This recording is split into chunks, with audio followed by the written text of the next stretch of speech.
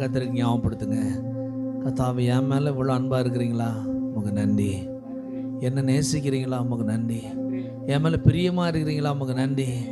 என் மேலே மனமகிழ்ச்சியாக இருக்கிறீங்களா, உமக்கு நன்றி. இதை தவிர நீங்களும் நானும் ஒன்றத்தையும் அவர் கொடுக்க முடியாது. நல்லா புரிஞ்சுக்கோங்க. என்னுடைய எந்த ஒரு காரியமும் அவரை அசைக்கவோ திருப்திப்படுத்தவோ முடியாது. ஆனால் ஒன்றே ஒன்று அவரை திருப்திப்படுத்தும், சந்தோஷப்படுத்தும். துதிகள், ஸ்தோத்திரங்கள், நன்றிகள் அவருடைய உள்ளத்தை சந்தோஷப்படுத்தும். எவ்வளோ துதிக்க முடியுமோ துதிங்க, எவ்வளோ நன்றி சொல்ல முடியுமோ சொல்லுங்கள்.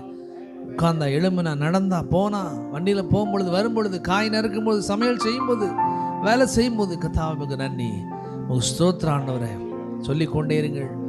ஸ்தோத்திரங்கள் பெருகும் பொழுது, துதி பெருகும் பொழுது அற்புதங்கள் நடக்கும், திறக்காத வாசல்கள் திறக்கும். அருமையாக ஒரு வார்த்தை சொன்னார் பாருங்க. ஒவ்வொரு வாரமும் ஒரு விதையை விதைச்சி கொண்டே இருக்கிறோம். விதை ஒரு நாளும் தூங்காது.